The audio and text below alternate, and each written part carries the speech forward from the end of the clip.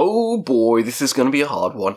Today we are ranking Moonsorrow from my least favourite to my favourite. Moonsorrow, this Finnish pagan black metal band incorporating, folky elements, synthesizers, prog. They have it all, and every single album is ridiculously good. That's right, this is the hardest ranking I've ever had to do on the channel. That spot used to go to Enslaved. I used to think Enslaved was the hardest, but now, nope, Moonsorrow, way harder. Every single album here is just so good. So good. It was really hard to differentiate between them, and I got the list here, and this is what I'm gonna go with. So, this is it. Couple of them, my least favourite was Set in Stone. The rest I had a hard time with. Really did. But every single one of these albums is worth your time, and every single one is just so good. So before I get on my video and stop rambling, let me know down below how you would rank the discography. What's your favourite Moonsorrow album? And scream at me if mine's different to yours, because that's what the internet's for, Healthy discussion. So yeah, let's get in with my least favourite, which is the hardest one to pronounce. Vagina Kujemi Kuladen Masa. Misa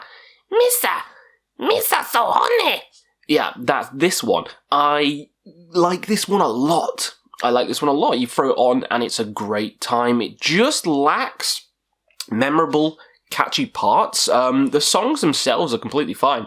You throw this on, it's like an 8 out of 10. Every other album, though, Moonsorrow has is a 10. So even though this will beat countless other bands, you pit this album against a lot of other albums around the same time, and it would mop the floor with them. Count it against its own discography, though, falls a bit short. For me, personally, anyway. Mainly because of the lack of the catchy stuff that gets stuck in my head. That's the only reason. Like, the sound-wise, it's great. The vocals are amazing. The folky parts are amazing. Like, everything on this is good. It's just, it lacks memorability compared to the other albums. The other albums bring a bit more of a spark. So, that's the only reason this one's last. I still enjoy it a lot. And I'd still give it like an 8 out of 10. This is my least favourite, and I'm giving it an 8 out of 10. This shows you how strong the discography is, okay? This shows you how strong they are. Strong boys. So coming in next is, let's make sure I've read it properly, Jumalten Eika. This is the latest album they had, the one with the black cover and the tree, and this is great. This is fantastic. I could pump this one up. I really could. There's so many catchy songs on this album. It's probably the best one for newcomers to jump into the band, probably. I think I heard this one first when it came out. I wasn't too familiar with Moonsorrow. And then I heard this song, and I heard this album, and I was like, oh my god, this captivated me instantly from the first song. The first song being the title track, which is about 12 minutes long. And as soon as I heard those, demonic black metal shrieks mixed in with the folky elements, I knew this is a band I'm gonna love. I knew this is a band I have to cherish and hold dear. And yep, this album is just perfection. It is amazing. From the title tracks to some of the ones in the middle, which I love, like Sudan Uni, with that kind of evil kind of riff, like kind of reminding me of like a Rotting Christ in a way. That's probably my favourite song on the album. Love that one to pieces. And it's a short album, well, there's not a lot of songs, I'll say that. They're all quite long, but short track listing. But I do like my long songs, and I do like songs that ebb and flow and have lots of different parts and meanings in. So yeah, thoroughly enjoyed this album. Really love it. Pains me to put it fairly low. So next is gonna pain me even more. Speaking of long songs, Haveteti 5? Is that how you say it? This is the epic album. This is the album kind of like Winter's Gate by Insomnium, kind of like Crimson by Edge of Sanity. It's like 2 songs, one that's like half an hour, one that's like 26 minutes, and they take you on a journey. The soundscapes created throughout these songs is beautiful. It's the most epic album in their entire catalogue. I almost put this number 1. I was, a couple of days ago, this was my number 1. This is how easily this is to just flip around. I adore this album. You know I like my long songs. Starting off with 30-minute songs instantly got me rock solid, and I was ready for more. There's nothing bad to say about this album. My only nitpick, the only reason I put it a bit lower than some of the others, is the fact that with these longer albums, like Mirror Reaper and stuff like that, you have to invest a lot of time to just sit there and listen to that album. You can't just pick songs out, pick catchy stuff out. It's literally sit down, listen to this album and shut up. That's what it's like. And that's what you have to do. You know, lights off or walking through a forest with this album. Perfect. Perfect. Because the soundscapes it creates in your mind is just amazing. So yeah, easily the most epic album in the catalogue. One of my absolute favourite albums. I could even put it higher than some of the ones I've got higher on the list, which is strange to say that I like this a little bit more. But I'm not going to pick this out over some of the others. You know what I mean? I'm not going to choose this over some of the others because it's so long. You know, because the tracks are so long. Because even Ahab, you know, one of my favourite bands, Funeral Doom, there's still like 7 songs in the album, even though it's like 10 minutes, 15 minutes, 10 minutes, 12 minutes. There's still enough songs in the album. So, yeah, I'm sorry, I love this album, but it's coming here. So next up is the debut, Sudan Uni, with a great art, with a furry on the cover. Now, this is the debut. This is a bit more rough around the edges. I feel like they got into the stride on the second album onwards, but that's not to say this one is unpolished or anything. This one is just, it's so good. The songs on here, the catchiness, like the riffs, the melodies on here, so good. It's a folky one. It's not the folkiest one, but it is one of the folky ones. And the black metal parts, so good. This is Jamie's favourite. Spoil his list straight away. So he'll be angry at me putting it like middle of the list, but you know what? Fuck you, buddy. Fuck you. I like this a lot. You know, this is a 10. It's a 10. Every album now is a 10. Even that last one was a 10. Again, I feel like they got better on the second album and had a massive stretch of just, holy shit, these albums are fantastic. But this one is still beautiful. There's so many good songs on here.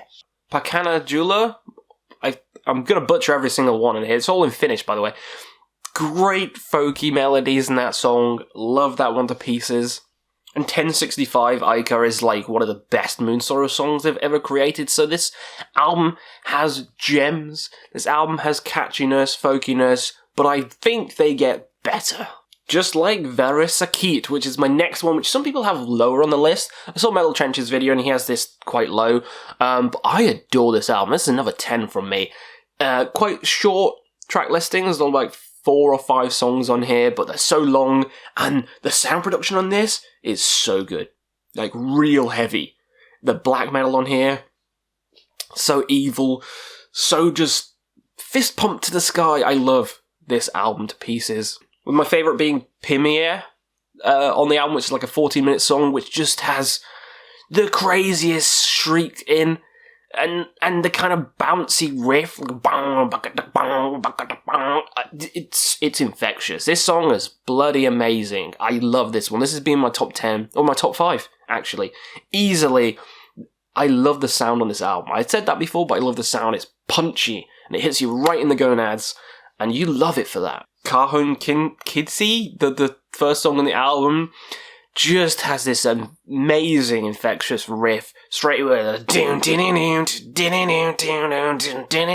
like a waltz, like a very evil waltz through the forest, you know, locking arms with some witches dancing around a fire with a little goat that's going tap dancing. That's what it reminds me of. I love this song. I love every song on this album. It's amazing. They even have a 20-minute epic on here. Come on. This album is fantastic. Go listen to it. All you non-believers, this album is beautiful. Give it some more love. Here it comes, number 2, Foi Master Ja Cuniasta. Definitely said that wrong. It was more like Spanish. Foi Master Cule Tiniasta. I adore this album. This is an 11 out of 10. I kept flip-flopping between my number 1 and number 2. I don't know which one I love more, because I love them both equally. But at the moment, it's like this. This album is just... It improves on the debut tenfold. Like, I love the debut. But this improves on it tenfold. Every song sounds better. Every song has more catchy parts in each single song. The songwriting is just fantastic. There's even cowbell in some parts of the song. It's got that boingy, I don't know what the instrument's called, but I'm going to call it the boingy instrument. It has that throughout, which makes it fun.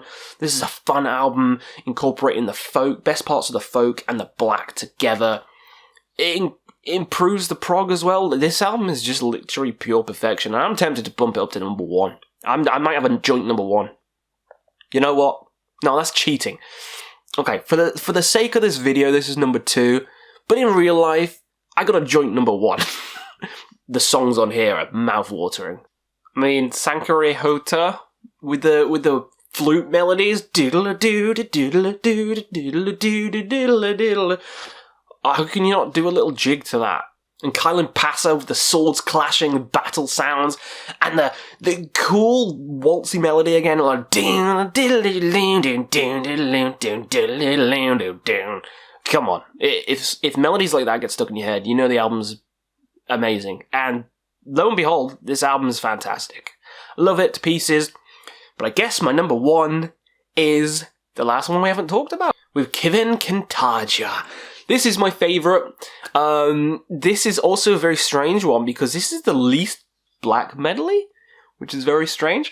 It is more on the proggy, epic, folky side. It's probably the most folky album they've done, but I love that. You know, I love my pagan black metal bands, stuff like Druk, Nocturnal Mortem, Windear, that's my favourite genre. This album just incorporates all that. So many good synth parts in here, so many good melodies and folky elements. It's pure perfection from the very first song. Rauni Euler, I'm guessing, is the first song on here. It just starts off with this beautiful, beautiful melody that hooks you in. This kind of swaying, like, melody.